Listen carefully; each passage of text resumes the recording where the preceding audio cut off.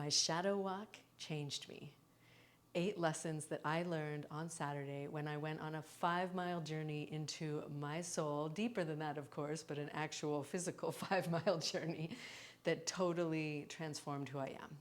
I started the walk as one person, and I am very much a different person now. And that was the intention of this journey. So my friend Matt Travis was given this idea of guiding people all around the world on this shadow walk. Shadow walk being a walk with the intention of connecting to and deepening your relationship with your shadow, aspects of yourself that you maybe are frustrated by, or you maybe have outgrown, or maybe are slowing you down, or different patterns that are part of who you are, but aren't necessarily serving the expansion that you want to experience so that you can continue forward on your journey. They're part of you nonetheless, and so they hold the key for deep self-awareness, deep self-understanding, deep self-love, ultimately. And so the journey was really interesting. So around the world, we all simultaneously went on our own walk. Matt said so beautifully, it's not about distance, it's about depth. Right? And it's not about, walking the 26-mile path that he walked. It's doing what you feel called to do, but do it very intentionally. So he set out this whole journey for us with these deep diving journaling questions and a really beautiful playlist. So me, true to form, didn't realize that we weren't supposed to do this prep work really ahead of time. I didn't know that till we went to the kickoff call. And so I had done a big part of what he had given us in the prep work, this journaling exercise. And so standard Capricorn high achiever over here was like, oh, okay, should I start the homework already? Sure, okay. So before I even went on the walk, I had a massive rage release. What? Yeah, I know, crazy. It was an experience. So this happened on Thursday. We went on the walk on Saturday. So 2-ish days before, I was noticing, based on the journaling work that I did, a lot of shame that I was holding in my life, in myself, around my experiences, around my progress, around debt, around just a lot of things. And I was like, wow, this is interesting. I didn't realize how much shame there was at a deep level. And I've worked on my shame before, but I do know that shame and guilt is a very potent pattern of self-sabotage and a pattern of the mind that the mind uses to keep us in these shadow elements and keep us in these limited beliefs and these lies of limitation and these struggle stories. And so I was aware of this before, but not at this level. So I started to really name this shame that was, there lingering underneath the surface. And as I was driving home from a BNI meeting, I was thinking about this, and I was feeling this deep emotion of it because I knew I was going to go on the walk on Saturday, and me being me, I'm like a bit of a keener. So I start to really dive into it, and I'm realizing that underneath the shame, there was so much anger, and there was so much frustration, and there was so much intensity that when I cracked it open, it was like a lion roared in the jungle, and to the point where this rage was like, "Rah!" And I was holding onto the steering wheel, and I was yelling, and the sound that came out of me, and I was like, I need to pull over. This is not a safe condition to drive in. Like, it was that intense. So I pulled over. I had my whole rage release multiple times, and after I had it, I didn't need to name where it was coming from or why, because that's not as important as allowing the feeling to be felt, right? This is what I've learned from my somatic experiencing therapist. We just allow the feeling to be felt so that it can be completed, because as you may or may not know, as someone who has high functioning anxiety, my approach to, before I learned all the tools, the default mode to handling that, and what happens with a lot of people with high functioning anxiety, is a fight response in stress. So that like action taking, get after it, go, go, go, go, go, go, go. And so because that was just an ongoing cycle, it was something that when I felt like I was able to and let it out of me and like have that battle cry, if you will, after it was completed, which didn't take much, it happened twice, it was really intense. And then I just sat there and I was like blissed out. I know, kind of crazy to go from one wild extreme to the other. But what happens is when we allow the feeling to be felt and we hold space for it and we allow that cycle to be completed, we allow our nervous system to come back to a more steady state.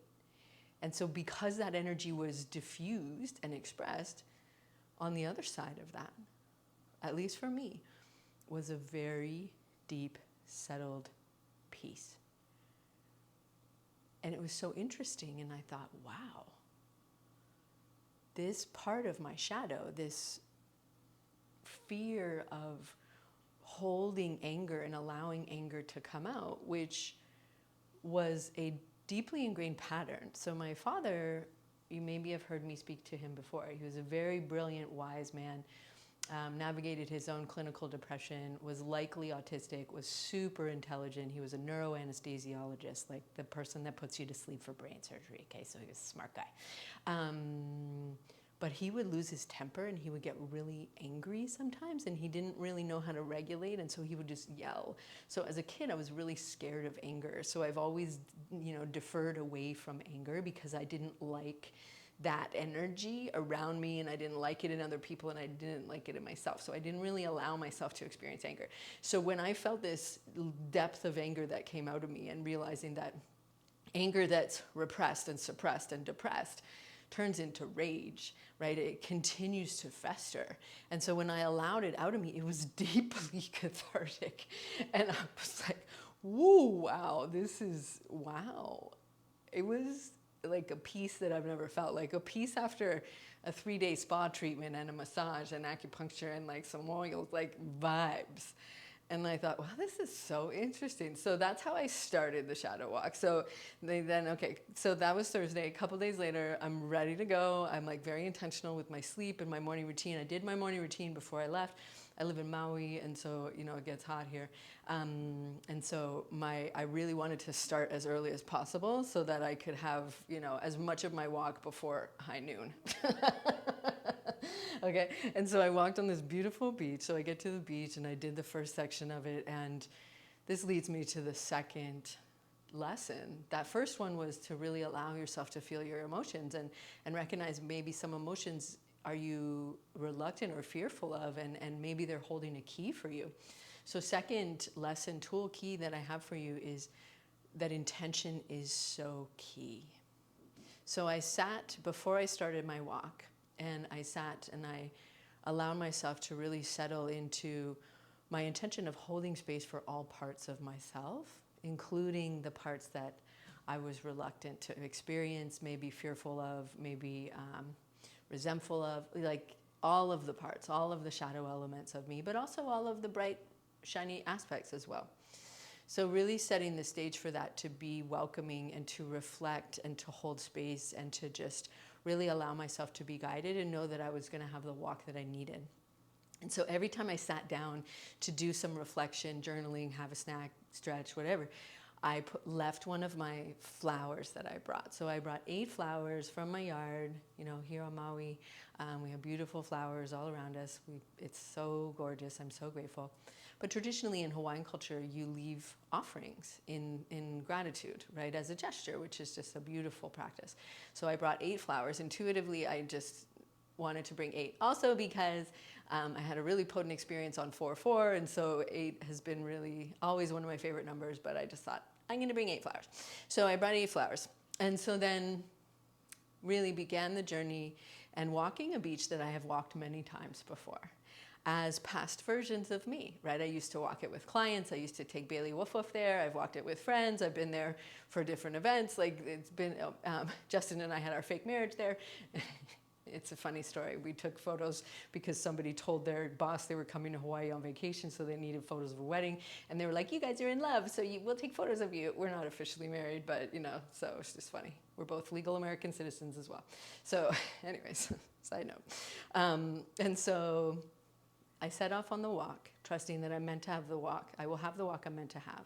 And I made my way through and really kept just trusting that I was being guided. And trust that when we get quiet and we follow the inner wisdom, that information is always available to you.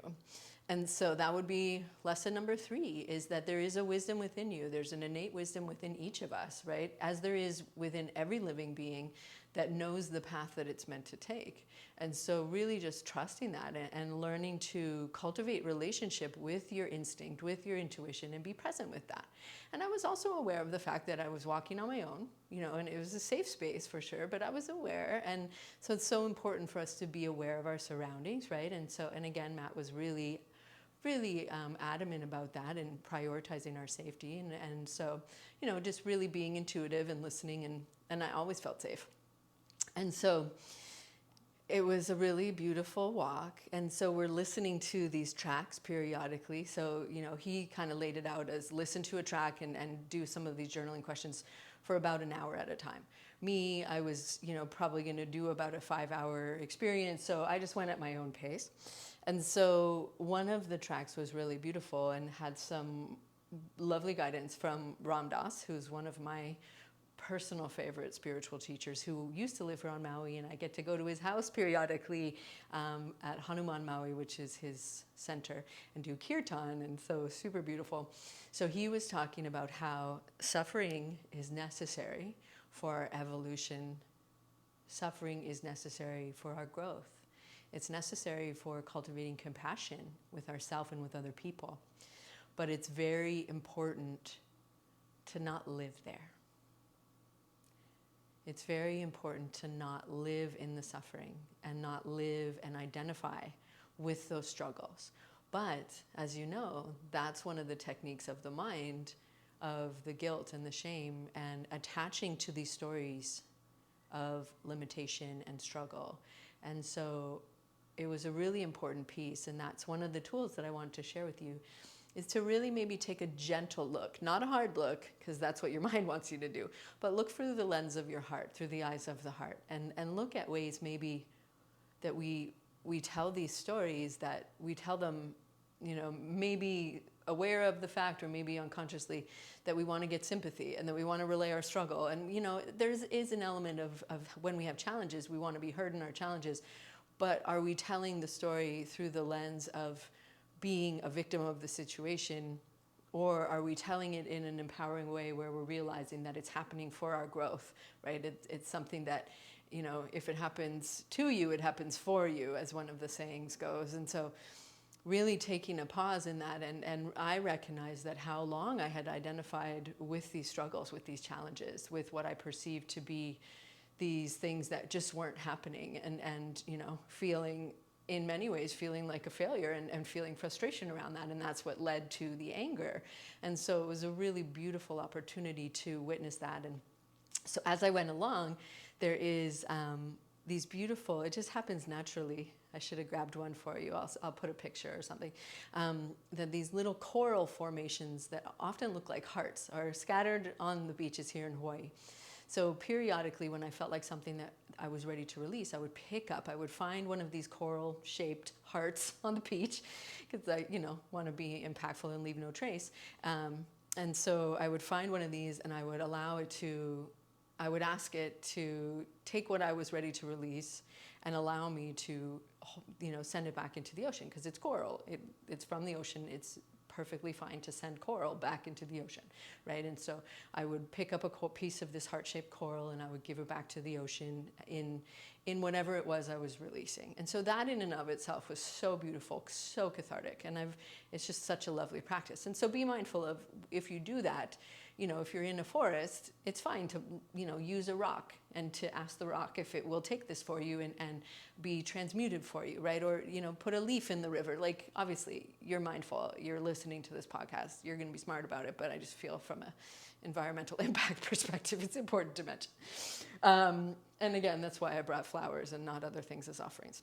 And so then just really recognizing that we get to look at suffering through the lens of what it's helped you to learn, how it's helped you to grow, what it's helped you to shift in your life. And so That was a really potent lesson for me as well. And so that leads me to the next one, is that it's so important when we are looking back on our life, when we are doing these moments of reflection, that when you look back, it's to look back at how far you've come.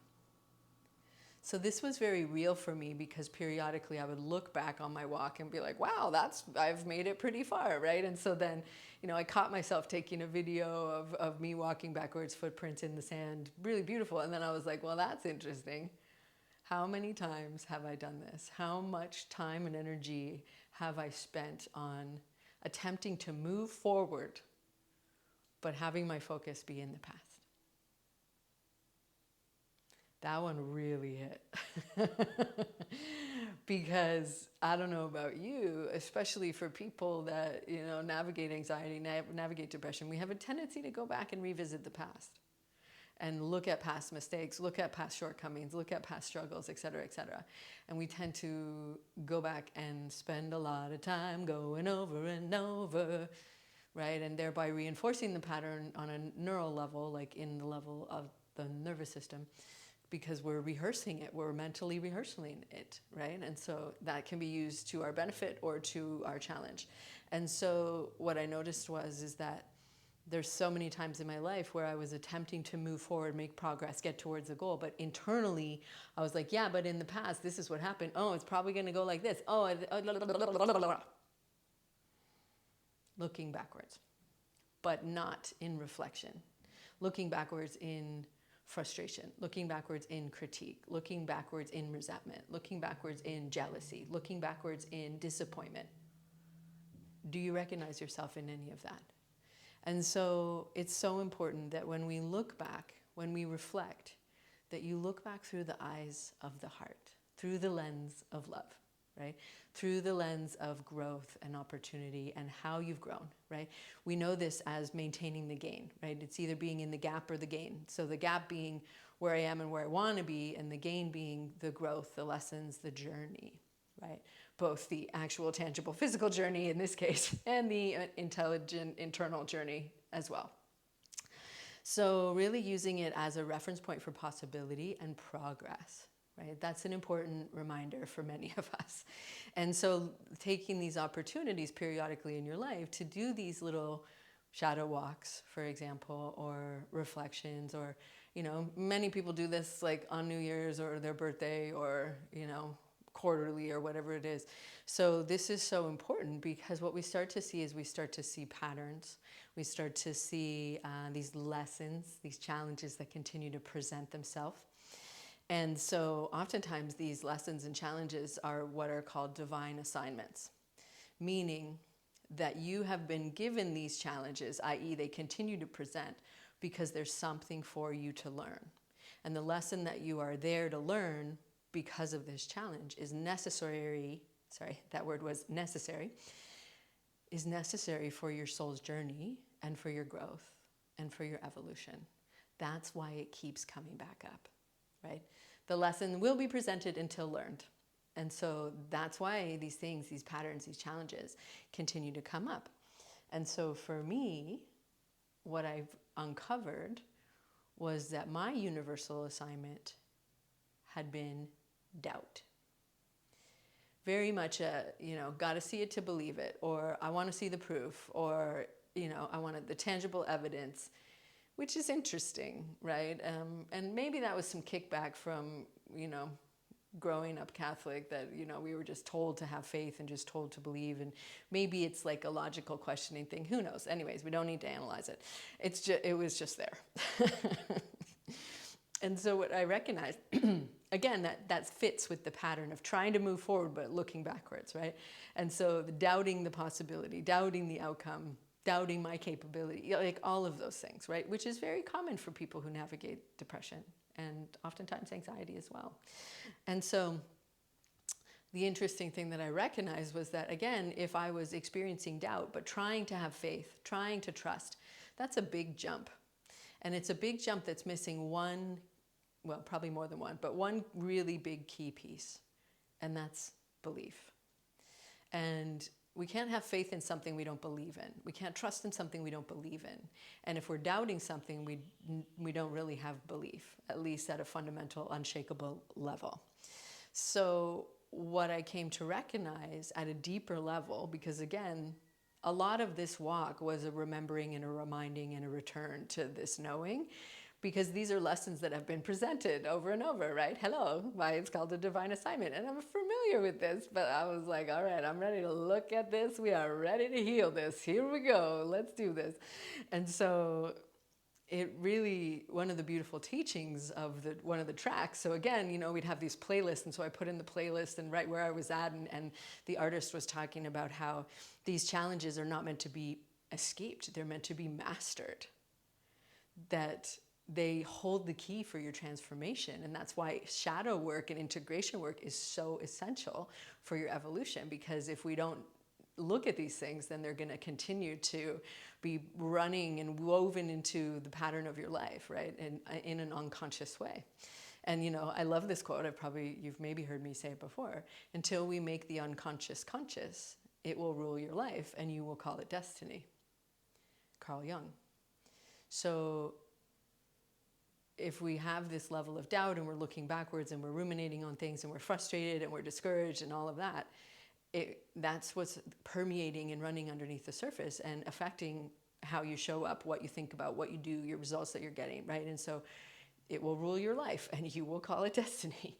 And so what I recognized was that, okay, this is important, right? When we want to look at these things that are continuing to present, but we get to look at them as opportunities for growth, right? And not something to be escaped, but something to be mastered. Looking at it as a divine assignment, a teaching, an opportunity, a lesson from the universe to really look at yourself. And ultimately, and this is the next lesson, ultimately, learn to give yourself what you need.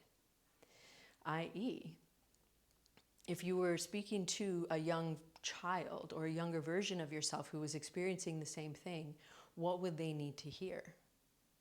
And this is where we shifted gears into this inner child work and recognizing that, and of course there's the inner child, the younger you in formative years, but there's the younger you, 5 years ago, 3 months ago, that younger version of you. What did they need to hear in that moment? And maybe it was acceptance. Maybe it was support. Maybe it was trust. Maybe it was love. Maybe it was praise. Maybe it was just the knowing that, this is part of the path and it's part of the journey. Like, what was it that you really needed to hear in that moment? And we got to learn that ultimately, this is what I got to learn, we being me and all my past and future selves. And the people that walked on it separately around the world. We were told, here we go, that's why I was pluralizing it. Matt told us that really it's so important, and you know this, that it's up to you to give yourself what you need. When it comes to a witnessing, when it comes to celebration, when it comes to acknowledgement, when it comes to love, when it comes to belief. Because it's nice to get that from an external source, but ultimately, we're looking for that from ourselves first, and that's the source. As your outer life is a reflection of your inner life. And so learning to give yourself what you need in those moments is so, so important and cathartic and healing. And what we get to do is practice forgiveness with those past versions of ourselves that we get to forgive for what they did, how they did it. We get to make peace with that past so that you can, forgive the version of you that was nasty and critical and withheld the love because you did something in a way that you didn't like or you regret or whatever. So you get to forgive that version of you. And then also you get to ask for forgiveness for the version of you that you did that to, right? And so that younger version of you that you withheld the love for after the launch flopped. Okay, so we'll use one of my examples. Why not? After the launch flopped, i.e. I didn't get to the results that I wanted because I had crazy high standards, unachievable goal that I set for myself.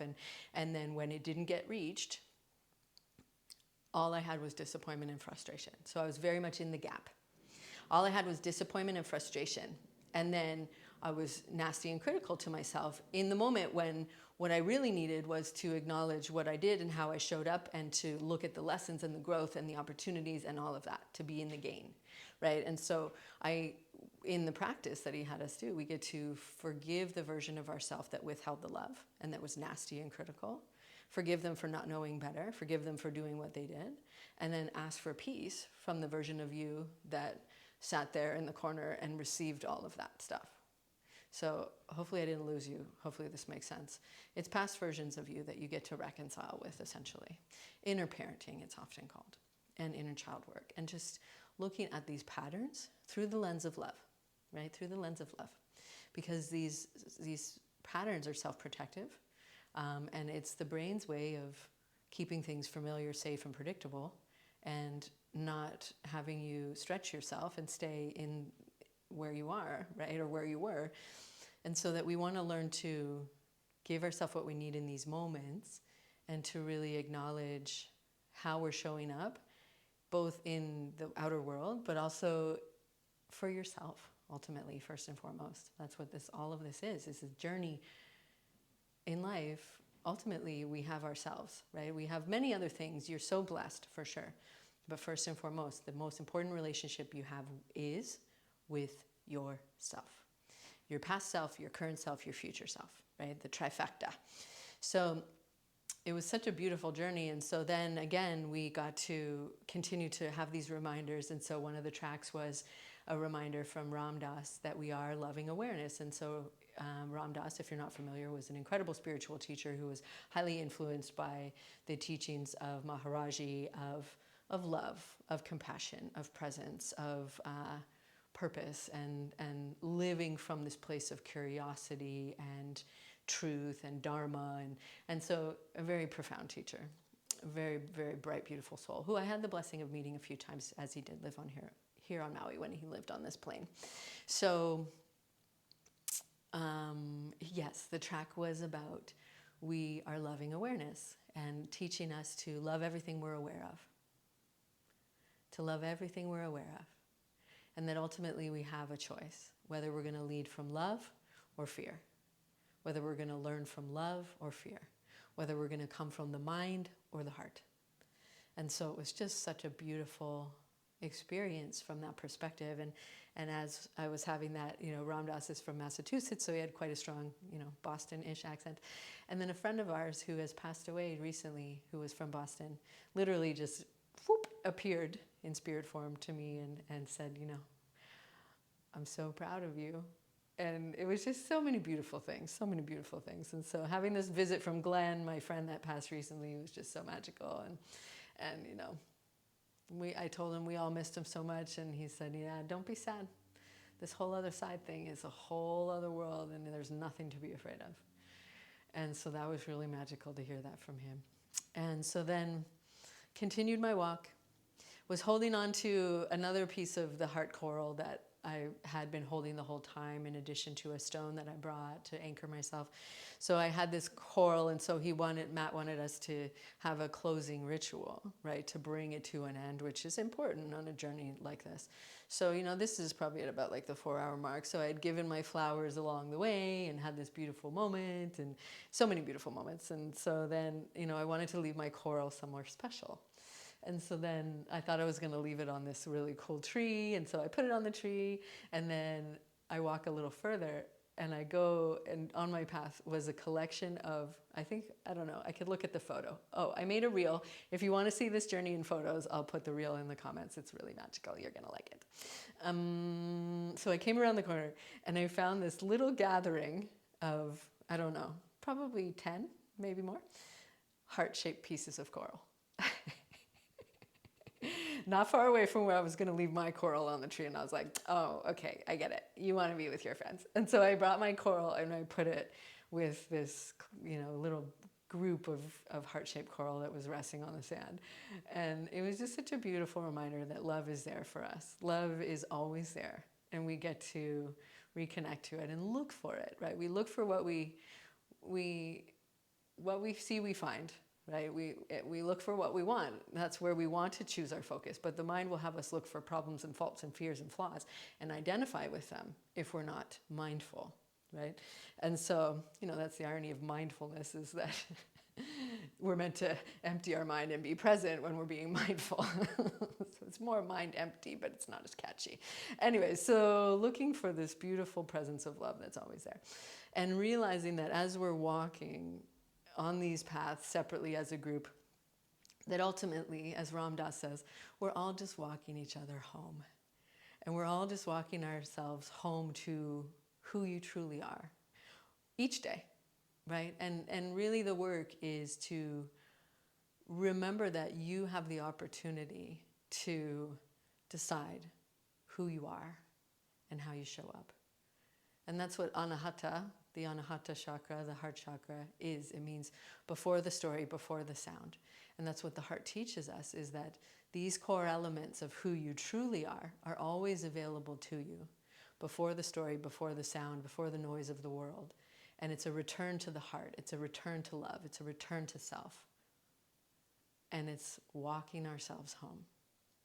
And that just really, I could even cry about it now. And it's a really important reminder that you're in charge of updating the operating system. Sometimes life gives us moments where it just resets automatically, but you can intentionally update how you see yourself and how you show up in the world, and not allow yourself to identify with the past or identify with suffering or overly fixate on your faults and flaws and, failures and fears and that, which I admittedly did for a very long time, right? And still was doing to some degree, clearly, because it was very real for me when I had this experience. And so that reminder that we, at your deepest core, are loving awareness. When you can become aware of the fact that you are love, you are energy, you are frequency, whatever it is, right? That's really how you make that shift, and you come from that place of intentionality. You come from that alignment. You come from that groundedness. You come from connected awareness. You come from purpose. You come from intention.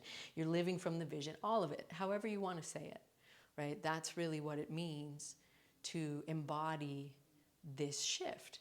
Because when you go on a journey like this, and whether you do journeys like this, whether you use psychedelics, like whatever it is, when you go on a journey, it's important for you to have these experiences, to have these insights. But what's even more important is the integration and the embodiment going forward. And that's where the magic lies, because information without application is useless. To know and not do is to not know, right? There's so many reminders from these beautiful teachers. The Buddha is that it's all about what you do with it and how you weave it into your life. And that was just, choosing to shift how we see ourselves through the eyes of love, right? And really deciding who you want to be and how you want to show up, and really remembering that you are guided on your path, whether you believe that to be the universe, source, nature, whatever, whoever, that it's always there, that love is always there. And it's a matter of coming back to that decision and that intentionality, and really being willing to witness yourself in the growth, being willing to witness yourself in all that you've been and all that you are and all that you're becoming. And that's really the magic of that journey. And so, to say it was powerful is an understatement. And it was so beautiful to really feel all these past versions of me that were walking, that had walked that path. And it was almost like we were all walking that path together, or that we would, all that I've been has helped me to get to this point. And now all of these past versions of me are giving the momentum to move forward, right? And it's that through that momentum to move forward, and through this intentionality of anchoring in the heart and expanding from there, and reclaiming my magic, and really realigning to my vision and who I truly am and how I want to show up, and recognizing that who I really am is loving awareness, and all these identities and labels that we put on ourselves, they're nice, but oftentimes inadequate, like sitting in that. And because before I really anchored into that I am loving awareness, my brain was like, okay, well, what are you now, right? If you're not this anymore, if you're not, quote unquote, just a personal trainer or just a best-selling author or whatever, and recognizing that what I had been saying to myself of being a visionary thought leader with a global movement, that was nice. Yeah, it was good. Still like super badass and really incredible. I'm not by any means, poo-pooing, fuffing. I don't know. What do you, anyways, what it led me to, what the walk told me, and what my heart told me, what my vision told me, was that I'm a visionary leading a global movement of loving self-awareness and compassion. And woo, if I didn't just get the goosebumps. And that was like, okay, yes, there we go, that's it. For now, that's it. Because, I can teach you how to power pause and overcome anxiety and reduce your stress and, do that stuff. But ultimately, as you know, if you've listened, and here you go if you haven't listened to other episodes before, 2 of the main tools we use inside the Power Pause movement, and Power Pausers, you know this, is loving, non-judgmental self-awareness and compassionate curiosity. Those are our 2 main tools. Power pauses, yes, they help you cultivate calm on command and regulate your nervous system 1000%. But ultimately what I'm teaching you to do, and what the movement, the Power Pause movement, is all about, is cultivating loving self-awareness and compassion. All that other stuff is beautiful and powerful, and I'm here for it, and it's great, but that's what it's really about. That's what this whole life thing is really about, is treating yourself with the awareness and the love and the compassion that you deserve. Yeah. Again, I might cry. Or laugh. Okay, last part, because this part was really cool. Not that the rest of it wasn't cool. Was it cool? I'd love to know. Again, watch the reel if you want to see this whole 5-hour journey in about a minute. Yes. So then I had the realization I was just walking myself home.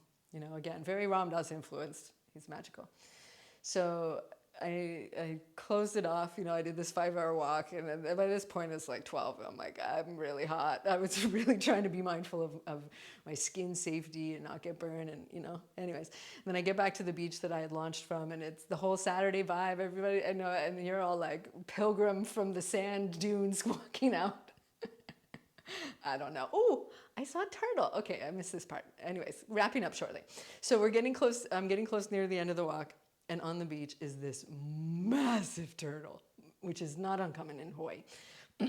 But the turtle, they're an endangered species, so they're respected, and they're very highly revered as a source of wisdom and guidance, and represent wisdom and resilience and patience and love. Like I couldn't have picked a better sign, right? And I love me some turtles, and so this turtle was on the beach, and I'm like, oh my goodness, this is amazing. Turtles are so beautiful.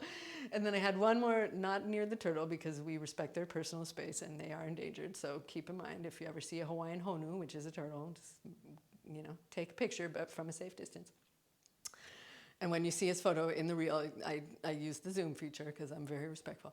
So then I did one more dip in the ocean and just the rest of the layers. And then I get back to the beach, and it's the whole like Saturday family vibe. And I'm like, wow, this is a trip. I just went on a journey of a lifetime and a soul, and woo. And so I just made my way through. But then I knew the next day that it would be very important for me as part of the journey to go to Kirtan. So go to Hanuman Maui, which is Ram Dass's center. And Kirtan is a Sanskrit word for song, and so it's sacred chants. So I get to the Kirtan, and we were inside because it was raining. Usually it's outside. And where the seat was, on the ground, behind Ram Dass's wheelchair that he had used near the end of his life. So they put him in the circle like he's there, because he's there. He's there, 1,000%. It was his home. You can feel his energy, the teachings, everything. So I got to sit behind Ram Dass's wheelchair, and that was really special. Like, you know, for somebody that you love and you respect, to like sit near where they got to spend a lot of time. It was like I was sitting right behind him. And so, yeah, so I was like, oh, wow, this is lovely. And so then one of the hosts of the event and one of the leaders of the community was giving a little talk before we started. And I kid you not, like 2 minutes into her talk, she was talking about the importance of respect and kindness and community. And she said, because, you know, after all, as Ram Dass told us, we're all just walking each other home. And I was like, oh, wow, okay. I was totally supposed to be here today. And then again, it was all of these more traditional songs, but this one man sang a song that he had like clearly created for celebration of Easter. And there was lyrics from one of the tracks from the Walk playlist. And I was like, see, you cannot never doubt yourself again, Megan. This whole thing is divinely orchestrated. You may not see the plan, you don't know the timeline, but you get to trust. You get to trust in your magic. You get to trust that it's all happening for you, that it's all planned, and never doubt that again. And I was like, okay, thank you. Thank you, Magic. Thank you, Matt. Thank you, Shadow Walk community. Thank you, me. Thank you, past me. Thank you, little me. Thank you, all of my kumus, all my teachers, all the songs, all the flowers. Thank you, ocean. Thank you, sand. Thank you, sky. Thank you, life. Thank you, mom. Thank you, dad. You know, it was like, okay, wow, this was quite a soul expanding experience. Yeah, so that was my weekend. I hope you had a really great Easter. That was it. So I would love to know which one of these lessons and tools really landed for you. Did any of them just whoosh, drop into your heart and were what you needed to hear right now? Please reply to the email. Please send me a DM. Please tag me on the socials. Like, really, it makes my heart so happy when you tell me, when you give me the feedback, because literally, you know, to know that these tools are landing in your heart, that's where they're meant to land. That's what this is for. And so I just would love to hear back from you. And again, make sure to check out the reel. I'll tag it. It was a really fun little experience for me to make that, but obviously the whole experience was very potent. So yeah. And I will also tag Matt, because I know he's going to be doing it again, because now everyone that I've told this to, and hopefully you now are like, can I go on the walk next time? Yes, 1,000%. You can go on the walk next time. Okay. By yourself in a safe space and, you know, prepared and all the things. And if you have any questions about this, reach out to me. And I really just wanted to send you so much love and so much gratitude. And thank you, adding that to the list. Thank you for being here and allowing me to share these tools with you. And I hope that at some level, your heart heard it. At some level, it helped you to recognize something that you could do for you, right? And it doesn't have to be a 5-mile walk in the hot Hawaiian sun. It can be whatever you want. Just to give yourself some love in some sort of way. That's really what this is, because as you remember now and as you know now, you are loving awareness, and you get to decide how you treat yourself, how you move forward, how you walk through life, and how you live. So thank you for being here. All the loves, all the loves. Take good care. And yeah, tag me on the socials or send me a DM and let me know what landed in your heart, because it would literally mean the world to me. Talk to you soon. Bye.